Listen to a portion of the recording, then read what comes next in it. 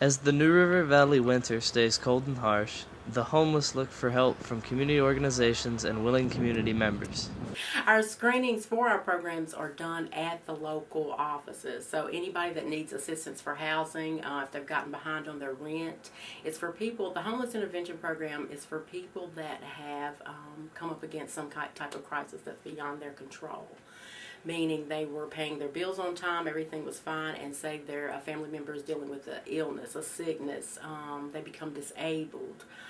They have a job loss, job reduction in hours, something like that. That's beyond their control where they need assistance, and that's what the homeless intervention program is for.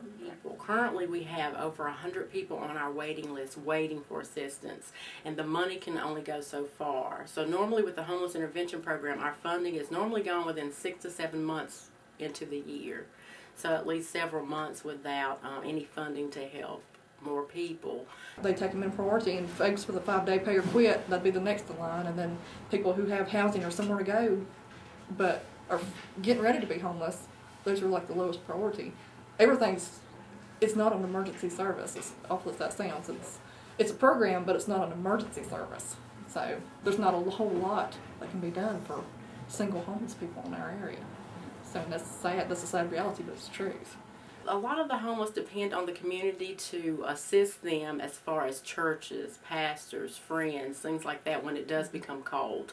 Well, what we do currently is we actually have folks here in our living here, and we have something here called the Faith and Hope Fund, which is money that goes directly back into our community. So we do a lot of kind of money things like that but actually trying to go and to meet with people and say, okay, so where are we? What else can we do with your situation? How can we help? How can we be with you? How can we walk with you through this? Can we put you in the right direction to get somewhere else, to get to maybe it's getting somebody to the rescue mission in Roanoke. That it's one of those things that is seen but is not seen. Like there are different pockets where people know, okay, there's a homeless folks here, and most recently, the way I understand it is this coalition that came together after this gentleman passed away in Blacksburg. Teddy was his name, and because he passed away, there was a group of folks that came together with the library and different local churches and nonprofits and things like that to come together to some way say, how do we combat this issue of homelessness that's within the New River Valley? It took one man dying before people realized that there was, people that are in this much poverty. Read an article the other day that Radford was the second most impoverished city in Virginia.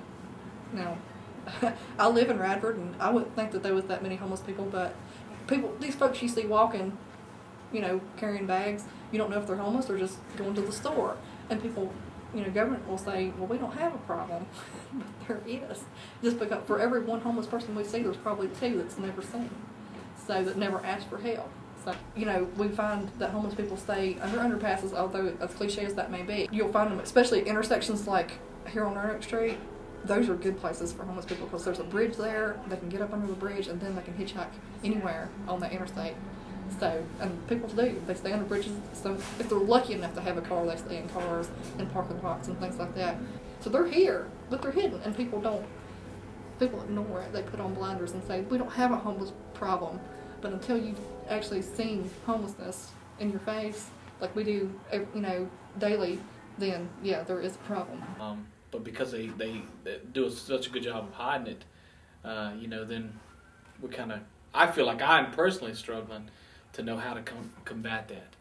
And I got this facility here that I feel like it's calling out for something, for some way to help within the community. All I can do with my services is refer them to New River Family Shelter if it's a family. If not, we refer to Roanoke because there is nowhere for them to go.